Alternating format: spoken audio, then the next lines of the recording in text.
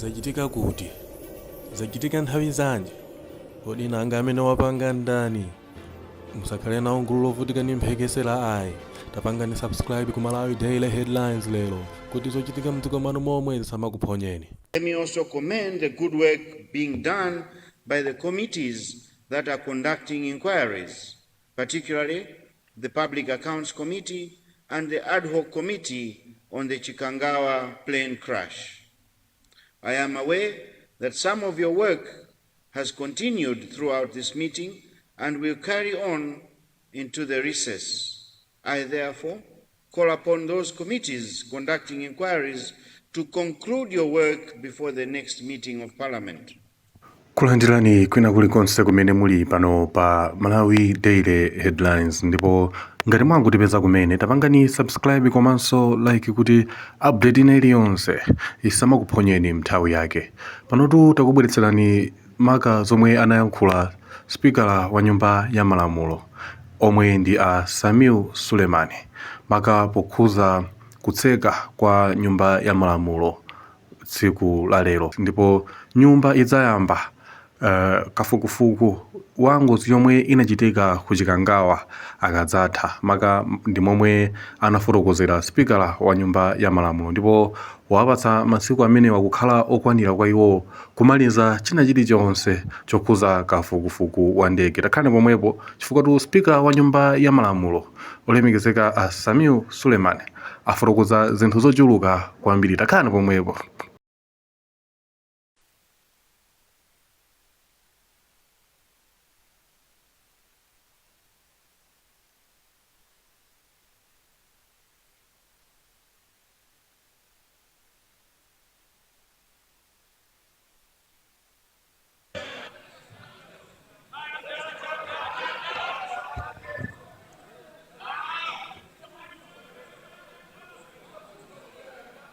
Mr. Speaker, sir.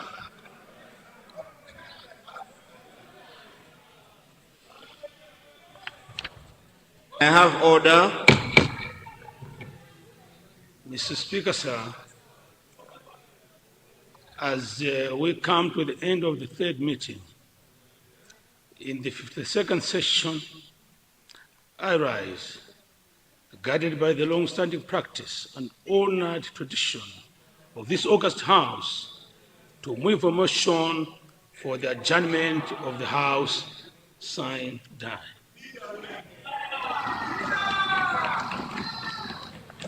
Mr. Speaker, sir, before I delve on my prepared text, I would like to indicate that the government is doing everything possible within its means and capacity to get Malawians out of the current economic situation. And listening to the leader of opposition, it is clear that they do understand that as a government we are doing something to get our people out of the situation. And I would like to thank you most sincerely for that. Mr. Speaker, sir, you may recall, honorable members, that this meeting was initially planned to run for a period of 4 weeks, from 7th to 31st July 2026. However, it pleased His Excellency Professor Athapitam Talika Mkukutamoyo II to accept a proposal to extend this meeting up to today, Friday, 7th August 2026. This extension was necessitated by the urgent need for this August House to consider and pass the 12 bills which we just concluded yesterday. May I take this opportunity to express my sincere appreciation to all honorable members for the hard work, patience, and the dedication in discharging this noble duty.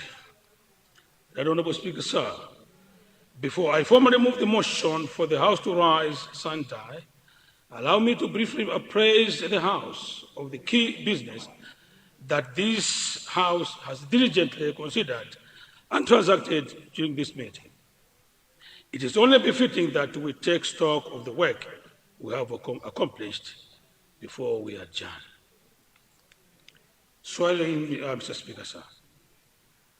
At the commencement of this meeting, following the by-elections held on Tuesday, 30th June 2026 in 3 constituencies, 3 newly elected members of Parliament were sworn into office on Wednesday, 8th July 2026. The members who emerged victorious and were duly sworn in are as follows. Honorable James Kumula, Member of Parliament for Baraka Mulongochi constituency. Honorable Precious Pempo Kabambe, Member of Parliament for Lilongwe Sitebwaira constituency. Honorable Ismail Rus Japan, Member of Parliament for Machinga Mikoko constituency. The 3 honorable members have participated in deliberations and have become our brothers in service to this nation. Subsidiary registration.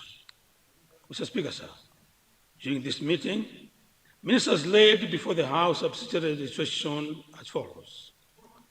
On Tuesday, 7th July 2026, the Minister of Transport and Public Works laid at the table the following pieces of subsidiary registration, which were referred to the Legal Affairs Committee. Government Rules Number 30, Civil Aviation, Certification of Air Navigation Services Providers, Regulation 2026. Government Notice Number 31, Civil Aviation Aeronautical Search and Rescue, Regulation 2026. Government Notice Number 32, Civil Aviation Air Traffic Services, Regulations 2026. Government Notice Number 33, Civil Aviation Units of Measurement for Air and Ground Operations, Regulations 2026. Government Notice Number 34, Civil Aviation Rules of Air, Regulations 2026. Government Notice Number 38, Road Traffic, Prescribed Offences and Penalties, Amendment, Regulations 2026. And Government Notice Number 39, Road Traffic Miscellaneous Fees, Amendment, Regulations 2026. On Tuesday, 7th July 2026, the Minister of Agriculture, Irrigation and Water Development laid at the table the following pieces of subsidiary registration, which were referred to the Legal Affairs Committee. Government Notice Number 35, Tobacco Industry, Minimum Tobacco Prices, Order 2026, and Government Notice Number 43, Tobacco Industry, Minimum Tobacco Prices, Amendment Number 2, Order 2026. On Tuesday, 7th July 2026, the Minister of Natural Resources laid at the table Government Notice Number 42, Forest Regulations 2026, which was referred to the Legal Affairs Committee. On the same day, Tuesday, 7th July 2026, the Minister of Labour, Skills and Innovation laid at the table the following pieces of subsidiary registration, which were referred to the Legal Affairs Committee. Government Notice Number 44, Employment, Minimum Wages, Amendment Order 2026, and Government Notice Number 45, Employment, Minimum Wages, Wet Cargo and Dry Cargo Truck Drivers, Amendment Order 2026.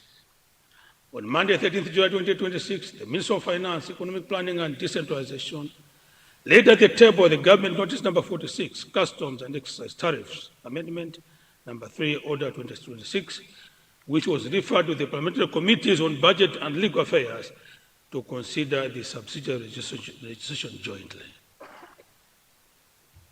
On Monday, 13th July 2026, the Minister of Finance, Economic Planning and Decentralization laid at the table the following pieces of subsidiary registration, which were referred to the Legal Affairs and Budget Committees. Government Notice Number 52, Customs and Excise Tariffs Amendment Number 4, Order 2026. Government Notice Number 53, Customs and Excise Public Transport Motorcycles, Regulations 2026. Government Notice Number 54, Stamp Duties Exemption Notice 2026. And finally, Government Notice Number 55, Stamp Duties Amendment Order 2026.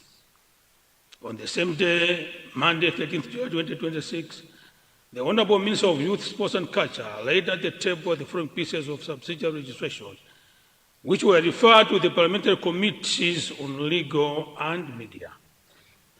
Government Notice Number 49, Copyright, Licensing of Public Performances, Regulations 2026.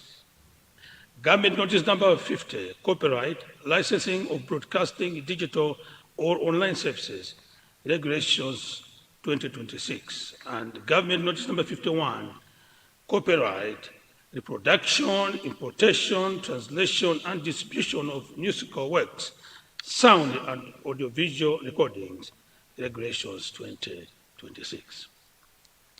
On Thursday, 16 July 2026, the Minister of Industrialization, Business, Trade, and Tourism laid at the table the following pieces of subsidiary registration, which were referred to the Trade and Legal Affairs Committees.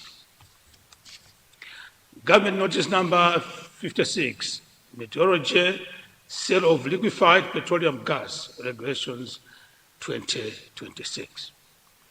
Government Notice Number 57, Meteorology, Sand, and Other Ballast, Regulations 2026. On Monday, 23 July 2026, the Minister of Foreign Affairs and International Cooperation laid at the table the following pieces of subsidiary registration, which were referred to the Legal Affairs Committee. Government Notice Number 41, Immunities and Privileges, Child Legacy International, Order 2026. Government Notice Number 40, Immunities and Privileges, Fourth Schedule, Amendment Number 30, Order 2026. And on Wednesday, 29th July 2026, the following pieces of subsidiary legislation were laid before the House. The Minister of Finance, Economic Planning and Decentralization laid at the table the following subsidiary registrations. Government Notice Number 58, Customs and Excise Amendment Number 3, Regulation 2026. The registration was referred to the Parliamentary Committee on Legal Affairs. Government Notice Number 59, Customs and Excise Tariffs Amendment Number 5, Order 2026. The registration was referred to the Parliamentary Committee on Legal Affairs. Government Notice Number 60, Customs and Excise Authorized Economic Operator, Regulations 2026. The registration was referred to the Parliamentary Committee on Legal Affairs. Government Notice Number 61, Public Finance Management National Health Treasury Fund, Order 2026. And on Wednesday, 29th July 2026, the Minister of Transport and Public Works laid at the table the following pieces of subsidiary registration. Government Notice Number 30, Civil Aviation Certification of Air Navigation Services Providers, Regulation 2026. The registration, which was referred to the Parliamentary Committees on Legal Affairs and Transport Committees for further scrutiny. Government Notice Number 31, Civil Aviation Aeronautical Search and Rescue, Regulation 2026. The registration was referred to the Parliamentary Committees on Legal Affairs and Transport Committees for further scrutiny. Government Notice Number 32, Civil Aviation Air Traffic Services, Regulation 2026. The registration was referred to the Parliamentary Committee on Legal Affairs and Transport Committees for further scrutiny. Government Notice Number 33, Civil Aviation Units of Measurement for Air and Ground Operations, Regulations 2026. The registration was referred to the Parliamentary Committee on Legal Affairs and Transport Committees for further scrutiny. And finally, Government Notice Number 34, Civil Aviation Rules of the Air, Regulation 2026. The registration was referred to the Parliamentary Committees on Legal Affairs and Transport Committees for further scrutiny. Honorable Speaker, sir, I wish to point out that as government, we are very delighted to see that a huge number of subsidiary registrations were laid at the table during this meeting. This was specifically done in order to comply with Section 58 of the Constitution, which mandates this August House to follow this statutory requirement. Statutory reports. Mr. Speaker, sir, let me now turn to statutory reports. The Minister of Justice and Constitutional Affairs laid at the table the 2025 annual report for the Office of the Ombudsman, which was referred to the Legal Affairs Committee on 13th July 2026. The Minister of Finance, Economic Planning and Decentralization laid at the table the following reports.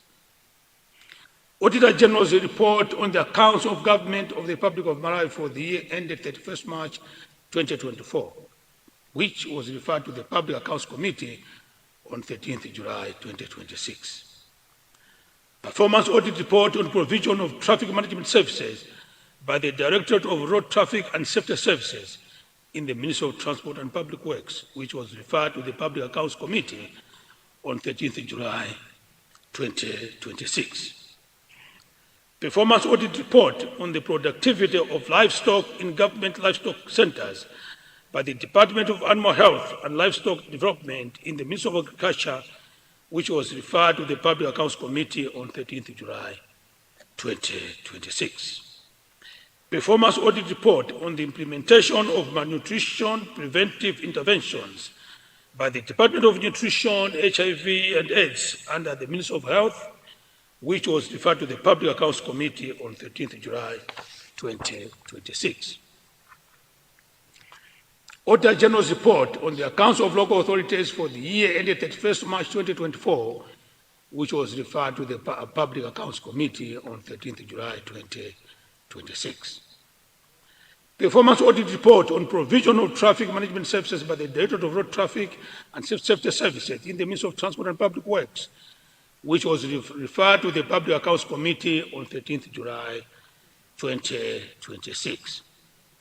Performance audit report on the productivity of livestock in government livestock centers by the Department of Animal Health and Livestock Development in the Ministry of Agriculture, which was referred to the Public Accounts Committee on 13th July 2026. Performance audit report on the implementation of malnutrition preventive interventions by the Department of Nutrition, HIV and AIDS under the Ministry of Health, which was referred to the Public Committee on 13th July 2026. Auditor General's report on the accounts of local authorities for the year ended 31st March 2024, which was referred to the Public Accounts Committee.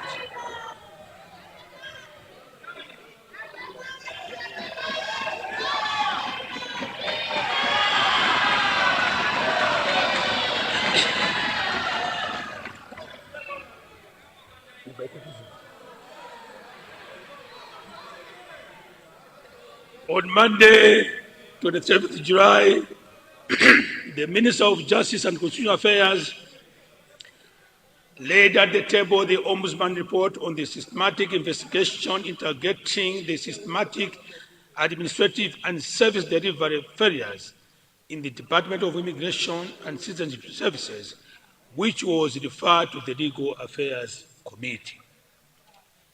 Right Honourable Speaker, sir, it is my hope that these statutory reports will be thoroughly scrutinized by the committees concerned, and the reports on the findings will be tabled in this House, which will inform the policy directions of various issues raised in these reports. My appeal is to the concerned committee chairpersons to work with diligence in consideration of these reports. Ministerial statements. Mr. Speaker, sir, during this meeting, the House considered 8 ministerial statements on matters of national importance as follows. On Tuesday, 7th July 2026, the Honourable Minister of Foreign Affairs presented a statement on the status of the situation of Malawians living in South Africa.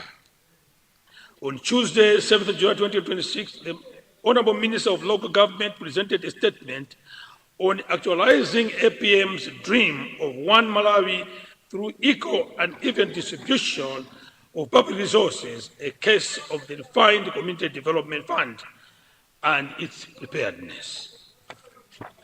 On Thursday, 9th July 2026, the Honourable Minister of Natural Resources presented a statement on the environmental and social impact assessment review process for the proposed Molaro granular fertilizer production factory in Mchemera, Dowa district. On Friday, 10th July 2026, the Honorable Minister of Homeland Security presented a statement on the death of the Atuganire Chomo.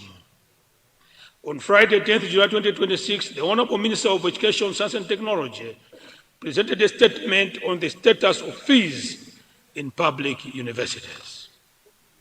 On Thursday, 16th July 2026, the Minister of Gender, Children, Disability and Social Welfare presented a statement on mental health, psychosocial well-being, and the rising instances of suicide. On Thursday, 16th July 2026, the Minister of Gender, Children, Disability and Social Welfare presented a statement on parenting and early childhood development.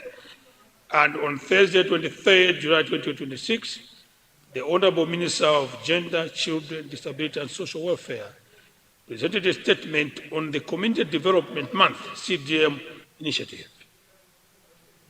These statements outlined various government policies and programs being implemented in the country, and members took an opportunity to interrogate them by offering various alternatives which are beneficial to Malawians.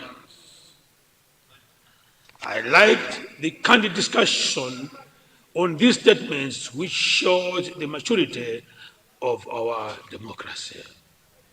Bills. Mr. Speaker, sir, I wish to report that during this meeting, the House considered and passed 14 bills as follows. Bill number 7 of 2026, International Development Association, Transforming High Potential Resilient Value Chains Project, authorization and ratification, passed on Wednesday, 29th July 2026. Bill number 8 of 2026, International Development Association, Governance to Enable Service Delivery Project 2.0, authorization and ratification, passed on Wednesday, 29th July 2026. Bill number 9 of 2026, Banking Amendment, passed on Tuesday, 4th August 2026. Bill number 10 of 2026, Financial Services Amendment, passed on Tuesday, 4th July 2026. Bill number 11 of 2026, Securities Amendment, passed on Tuesday, 4th August 2026. Bill number 12 of 2026, Microfinance Amendment, passed on Tuesday, 4th August 2026. Bill number 13 of 2026, Financial Cooperatives Amendment, passed on Tuesday, 4th August 2026. Bill number 14 of 2026, Pension Amendment, passed on Wednesday, 5th August 2026. Bill number 15 of 2026, Insurance Amendment, passed on Wednesday, 5th August 2026. Bill number 16 of 2026, Bills of Exchange Amendment, passed on Wednesday, 5th August 2026. Bill number 17 of 2026, Deposit Insurance Corporation Amendment, passed on Thursday, 6th August 2026. Bill number 18 of 2026, Payment Systems Amendment, passed on Thursday, 6th August 2026. Bill number 19 of 2026, Financial Crimes Amendment, passed on Thursday, 6th August 2026. And finally, Bill number 20 of 2026, Economic Society of Malawi, passed on Thursday, 6th August 2026. Right Honorable Speaker, sir, as I've already indicated, these bills were brought before this August House in order to seek the approval to facilitate the implementation of service delivery in our financial sector. May I take this opportunity to commend honorable members for the hard work and commitment in passing all these bills. Questions and matters understanding order 13, 14, and 69. Questions to ministers for oral replies. Mr. Speaker, sir, during this meeting, ministers responded to 29 questions. If you include supplementaries, we responded to close to 400 questions, demonstrating government's continued accountability to this House. The House also resolved on several occasions to extend question time and tackle questions on each of the sitting days to allow more questions be answered. Matters of urgent public importance under Standing Order 14. Mr. Speaker, sir, the House considered matters of urgent public importance under Standing Order 14. These included the Honourable Member of Lilongwe for Lilongwe Likuni raised a matter of urgent public importance regarding the establishment of a fertilizer manufacturing plant in Dowa District on Wednesday, 8 July 2026, which was referred to the Parliamentary Committees on Agriculture, Natural Resources and Trade for joint consideration. On Thursday, 30th July 2026, the Honourable Member from Zimbabwe West raised a matter of urgent public importance regarding the alarming increase in suicide cases in Zimbabwe West constituency. And on Tuesday, 14th July 2026, the Honourable Member from Zimbabwe West raised a matter of urgent public importance regarding the escalating human-wildlife conflict affecting communities around Vaza Game Reserve. On Tuesday, 14th July 2026, the Honourable Member for Salima Central raised a matter of urgent public importance regarding the persistent nationwide electricity blackouts, structural and institutional reforms being implemented by ESCOM and IGENCO. On Friday, 7th July 2026, the Honourable Member for Lilongwe Msinja South raised a matter of urgent public importance on the increase in mobile internet tariffs by Airtel Malawi and Telecom Networks Malawi, TNM, and its impact on the affordability of digital services, financial inclusion, and economic participation in Malawi. On Thursday, 30th July 2026, the Honourable Member from Chinji North East raised a matter of urgent public importance on the acute shortage of hand gloves in public health facilities following a stockout at the Central Medical Stores, CMS, forcing facilities to procure the gloves from the open market using their drug budgets. Questions under Standing Order 69. On Thursday, 30th July 2026, the member for Kasungu Central asked a question regarding government plans to amend the HESLGB eligibility criteria to allow students pursuing advanced diploma programs in clinical medicine to access students' loans and grants, including progress on the proposed legal amendment and the expected implementation timeline. On Thursday, 30th July 2026, the member for Salima Central West asked a question regarding the completion and commissioning of the Salima Lilongwe water supply project, including reasons for the delays, the expected completion date, plans to extend water connections to communities along the project corridor, and measures to ensure adequate funding for timely completion. And on Thursday, 30th July 2026, member for Lilongwe Msinja South asked a question regarding the reported reduction in official development assistance, ODA, from the United Kingdom to Malawi, including its potential impact on the implementation of the 2026-2027 national budget, government's measures to mitigate the effects, and the strategies to ensure long-term fiscal sustainability.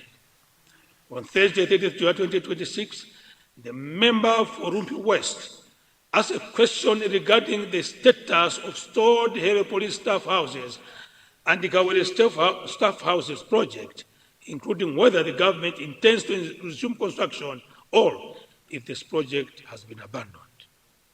Committee and delegation reports. Mr. Speaker, sir.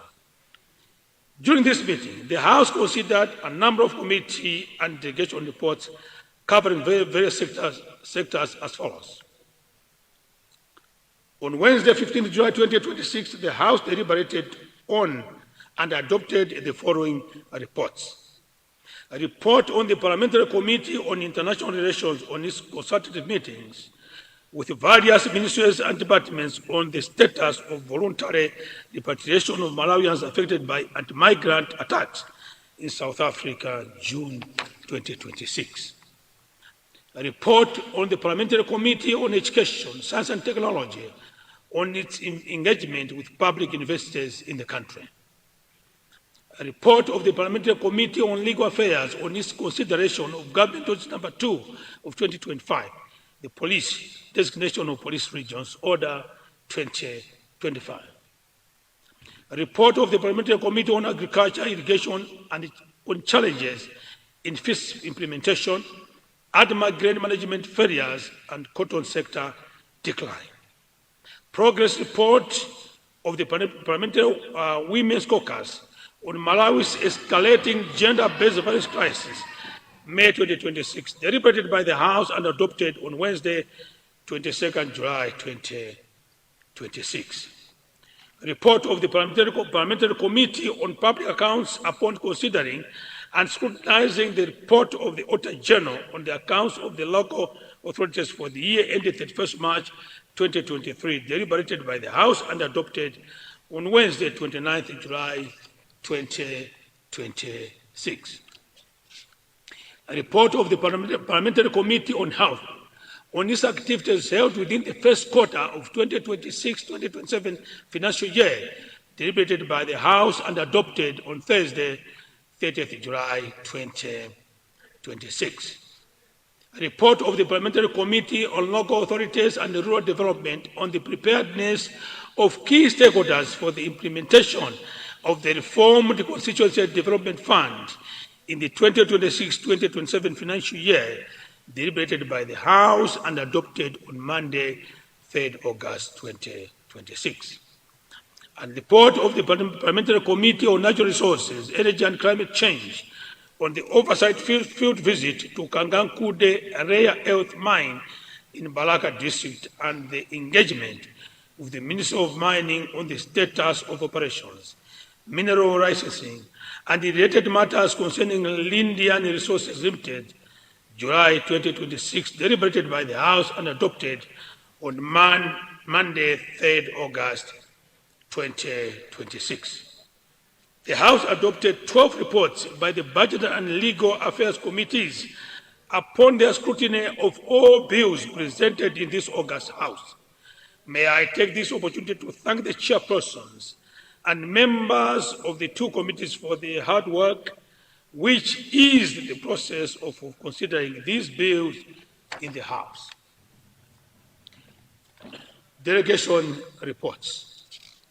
On Wednesday, 22nd July 2026, the House noted a report of the delegation to the Training for Public Accounts Committees, similar committees, and technical officials supporting oversight committees organized by the Southern African Development Committee, organized by the Public Accounts Committee, SADCOPAC, held in Swakopmund, Namibia from 18th to 24th May 2026. And on Wednesday, 22nd July 2026, the House also noted a report of the delegation to the GTEC's first edition of Future Health Africa 2026 conference and exhibition, Essential Care Advancing with AI, held in Casablanca, Kingdom of Morocco from 4th to 6th May 2026.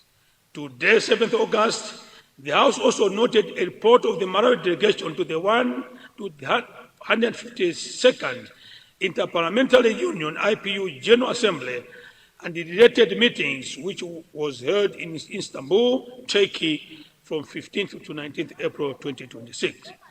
Further, the House also noted a report of the delegation to the OACP's African Region Parliamentary Group meetings and first African EU Parliamentary Assembly held in Ezulwini, Eswatini, from 7th to 14th May 2026.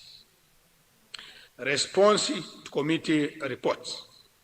Today, 7th August 2026, the Honorable Minister of Mining provided a response to the report of the Parliamentary Committee on Natural Resources, Energy and Climate Change on the oversight visit to Kangankude rare earth project. Private members' business. Mr. Speaker, sir, during this meeting, honorable members actively utilized the opportunities available under private members' business. The House received petitions, considered constituency statements, and it debated several private members' motions, thereby enabling members to raise matters directly affecting their constituents as follows.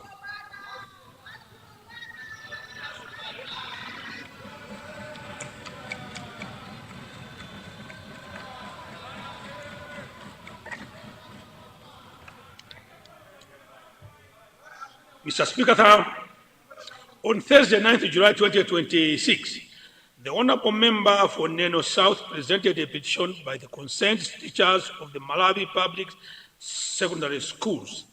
The petition was referred to the Parliamentary Committee on Education, Science and Technology for further scrutiny.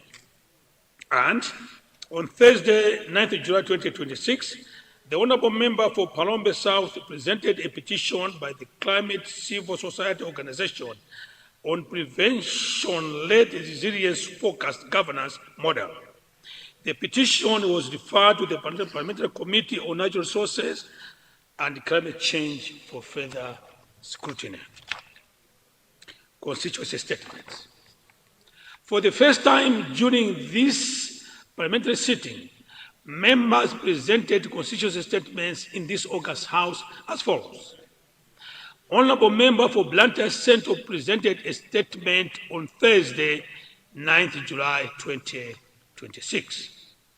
Honourable Member for Blantyre City Mbayani Musa presented a statement on 9th July 2026.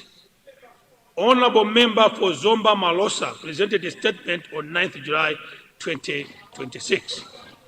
Honourable Member for Lilongwe Central presented a statement on 9th July 2026. Member for Manza Central presented a statement on 9th July 2026. Member for Katabe North presented a statement on 16th July 2026. Honourable Member from Zimba North presented a statement on 16th July 2026. Honourable Member for Blantyre City Michiru Chirimba presented a statement on 16th July 2026. The Honourable Member for Parombe North East presented a statement on 16th July 2026. And the Honourable Member for Blantyre Chiromoni Kabula Nancholi presented a statement on 16th July 2026. The statements offered members to raise awareness on issues affecting their constituencies and action to be taken by concerned stakeholders. Private members' motions. On Thursday, 23rd July 2026, the House considered a motion from Honourable Member for Lilongwe Chiwamba, who moved that some provisions of the Political Parties Act No. 1 of 2018 be amended. The House defeated the motion. General motions. On Monday, 20th July 2026, the House approved that the member for Zomba City North should be a member of Pan-African Parliament following the Supreme Court of Appeals ruling nullifying the parliamentary election results for Mangochi East constituency. Mr. Speaker, sir, I'm now concluding.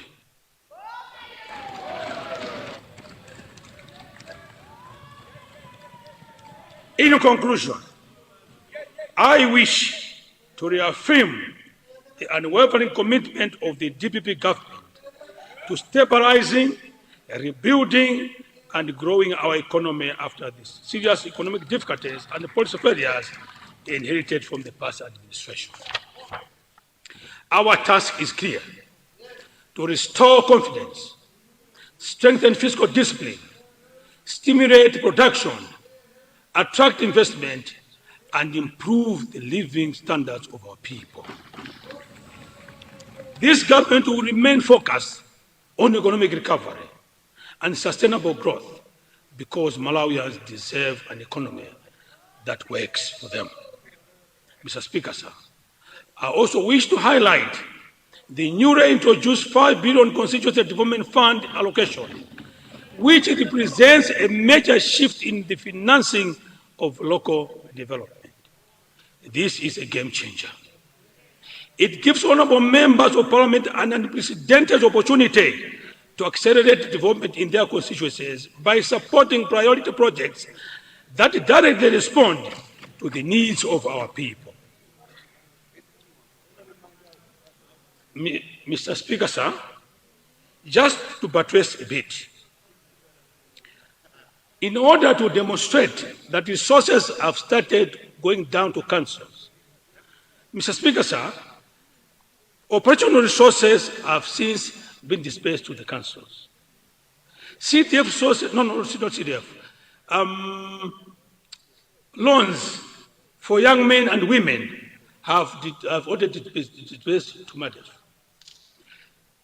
Recruitment of cadres to aid the implementation of the CDF have been recruited. Some projects have already been advertised in the newspapers. That is an indicator that resources have started trickling down to the council. My appeal to honorable members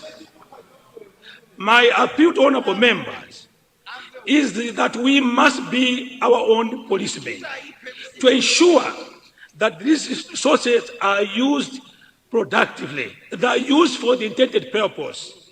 That is our appeal.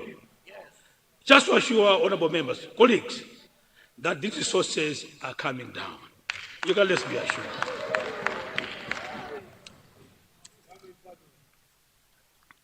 I therefore encourage all members to familiarize themselves with and fully utilize the laid down procedures governing access to these resources so that constituencies across the country can benefit transparently, efficiently, and equitably. The purpose of this allocation is not political, it is development. It is about classrooms, health facilities, roads, bridges, water systems, and other essential infrastructure that will improve the daily lives of our people.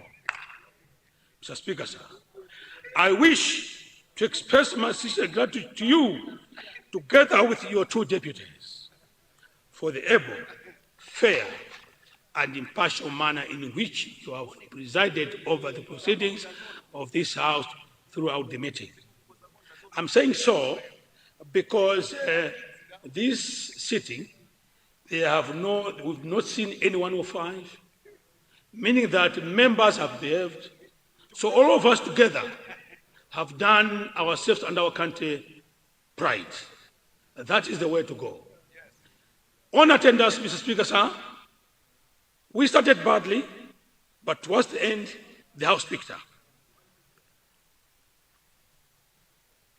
I hope that when we meet during committees and when we meet again in November, we will continue attending parliamentary sittings. The very reason we are here is because our people out there entrusted us to represent them in this House. I would like, therefore, to appeal to all of us to rededicate ourselves to duty. I also would like to commend all honorable members for their commitment and constructive participation in the business of the House, and acknowledge the important role played by the leader of the opposition and honorable members on the opposition benches in enriching debate and strengthening parliamentary scrutiny. For once, there were no squabbles in the House. I did indicate at the very outset when I was given this job that I want to preside over a House that maintains parliamentary decorum, and I'm glad that's what we have started doing. I would like to thank all of you for that. Finally, I wish to extend my appreciation to the Clerk of Parliament and the entire parliamentary team for their professionalism and unwavering support throughout this meeting. Bravo team, keep it up. It is now, with these few remarks, beg to move that this House do adjourn sign time. Mr. Speaker, I beg to move.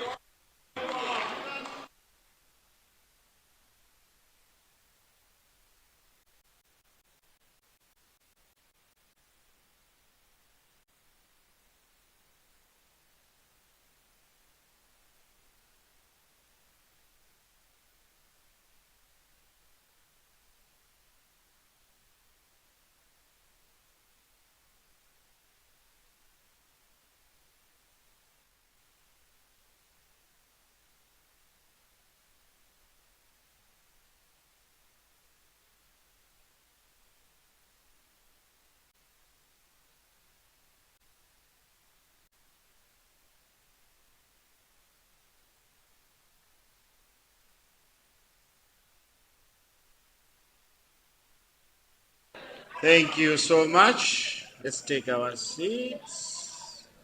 Thank you.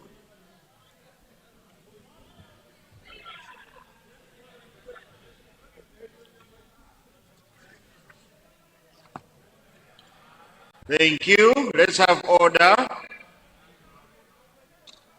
Let's have order. Rumpies, was that holy water or anointing oil? Sir. I thought so. I see a big change in our leader today.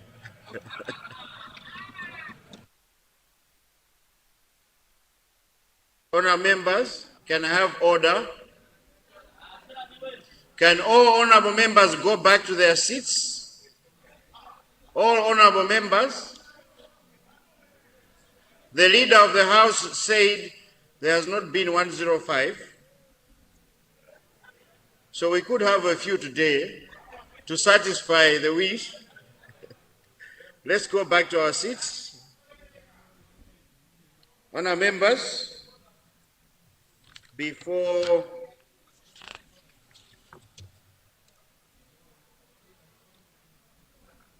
I put the question, let me make a few announcements. The people of Mzimba would like to invite all honorable members, ministers, and everyone to Umteto, taking place tomorrow, 8th August 2026 at Hora Mountain.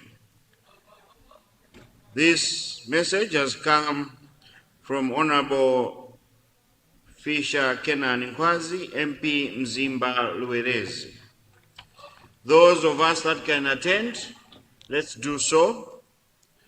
The second announcement, coming from the Sergeant at Arms, if you are missing your car keys, they are in the office of the Sergeant at Arms. So please, if you know you are missing your car keys, go and see the Sergeant at Arms. Honourable members,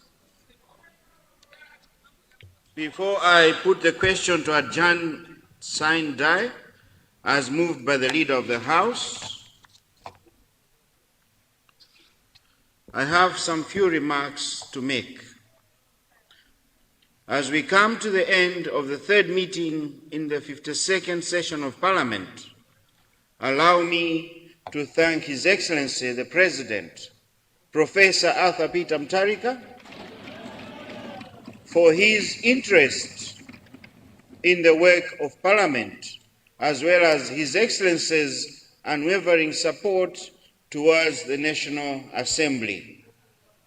I wish to further thank the President for allowing the National Assembly to host the forthcoming 55th Conference of the Commonwealth Parliamentary Association.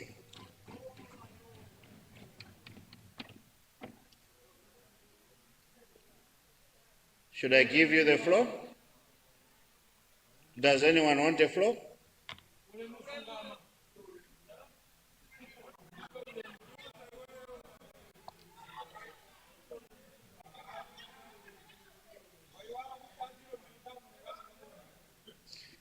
I wish to further thank the President for allowing the National Assembly to host the forthcoming 55th Conference of the Commonwealth Parliamentary Association. This is a great milestone and an occasion that this House should be proud of. Let me also express my gratitude to His Excellency the President for promptly approving a request for the extension of this meeting of Parliament after noticing that the duration of the meeting was not adequate to transact business. This extension has enabled us to transact very important business, including the passing of 12 bills. Honourable members, let me also thank each one of you for the commitment, dedication, and the sense of duty you have demonstrated throughout the entire period of this meeting. This has been a demanding and intensive meeting. We have dealt with a heavy and wide-ranging agenda. You will recall that this meeting was initially planned to run for 4 weeks. However, as I already said, it pleased His Excellency the President to extend the period by 1 week to allow the House to conclude key legislative and oversight business, especially the government bills. I wish to commend you, honourable members, for your focus and perseverance in seeing this work through to the end. Honourable members, let me begin by recognizing the work of our committees, particularly those that were scrutinizing bills on behalf of this House. You have discharged your mandates with commendable diligence and professionalism. Let me also commend the good work being done by the committees that are conducting inquiries, particularly the Public Accounts Committee and the Ad hoc Committee on the Chikangawa plane crash. I am aware that some of your work has continued throughout this meeting and will carry on into the recess. I therefore call upon those committees conducting inquiries to conclude your work before the next meeting of Parliament. On a similar note, let me remind also Cabinet Ministers to respond to committee reports that have been adopted by the House during the meeting. Please remember that Standing Order 186 requires that you submit responses to committee reports within 14 days. Let me encourage all committees to please address matters that are really affecting Malawians. Your committees should not just deal with routine issues, but urgent and topical issues that are at the heart of Malawians. That way, we will assist government in being responsive to the needs of Malawians and also to hold duty bearers to account on how they are exercising public functions. I assure you of the support of my office as you undertake this important work. I want to stress that this Parliament will do things differently. We will represent our people, legislate, and above all, conduct oversight in a manner that ensures that Parliament is responsive to the needs of Malawians. I wish to commend the general public for the growing interest in our work as evidenced by the increasing viewership of our news platforms. This encourages us to do more and that the goal of taking Parliament to the people is now being achieved. On a special note, I would like to thank our able ministers for the good work that you have done during this meeting. You have been available to answer questions and always been there to attend to concerns raised by members in this House. Together, we can do so much to make business in this House meaningful. The attendance of ministers in this House has tremendously improved. I commend Leader of the House for your able leadership.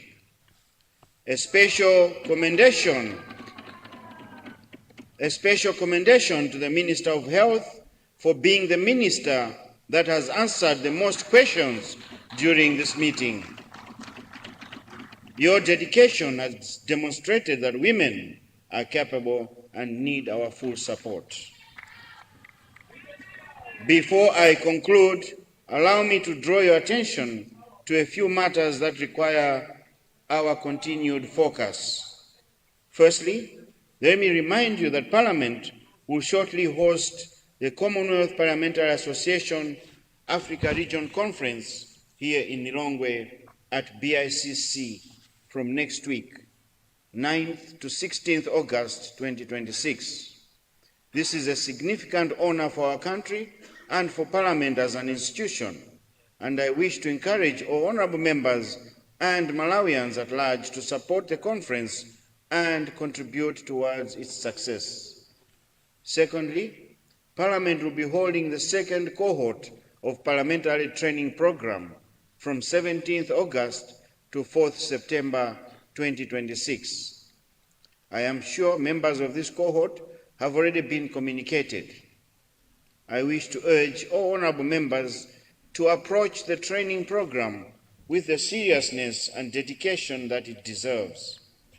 Thirdly, I wish to emphasize the importance of adhering to standing orders relating to circulation of bills.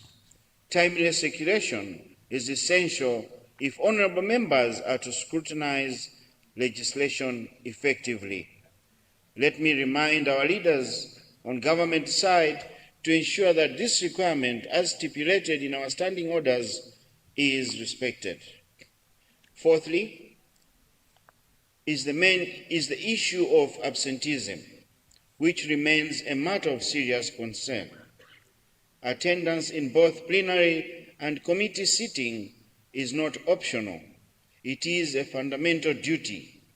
Failure to meet this obligation undermines the work of this august House and erodes public confidence in our institution. Honourable members, I cannot emphasize this point strongly enough. I therefore urge all members to treat attendance with the seriousness it deserves, as it goes to the very credibility and effectiveness of this House. Finally, honourable members, although the House is adjourning today, the work of Parliament continues, particularly in committees and in other parliamentary activities such as the Parliamentary Training Program.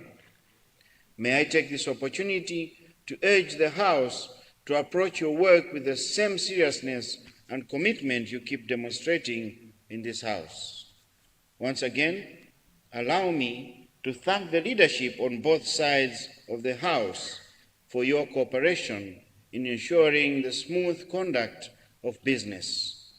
I further extend my appreciation to my deputy speakers, the leader of the House, the leader of opposition, party leaders and whips for your continued support. I also wish to recognize the Parliamentary Secretariat under the leadership of the Clerk of Parliament for their professionalism and dedication throughout this demanding meeting. Honourable members, for those of you that will be returning to your constituencies, I encourage you to remain engaged with your people and to continue representing them with diligence, integrity, and purpose. I wish you all a restful and productive recess. Travel safely, and I look forward to welcoming you back for our upcoming programs. Lastly, it will be amiss of me if I do not express my sincere gratitude to His Excellency Professor Arthur Peter Mutharika, President of the Republic of Malawi, for personally supporting me in his quest to bring change to the people of Malawi. In this regard, I want to assure Malawians that your parliament will remain relevant, responsible, and responsive to your needs. We remain resolute in changing the lives of the people we are called to serve. We cannot therefore remain silent if change must happen, and change will happen. May God bless you all. With those remarks, I now put the question that this House do now adjourn, sign, die. Those of that opinion say aye. Those of the contra opinion say no. The ayes have it and the motion is carried. The House is adjourned, sign, die. Zachitika kuti? Zachitika nthawi zanji? Kodi nanga amene wapanga ndani? Musakhale nawo gulu lovutika ndi mphekesera la ayi. Tapangani subscribe ku Malawi Daily Headlines lero kuti zochitika mdziko mwanu momwe zisamakuphonyeni.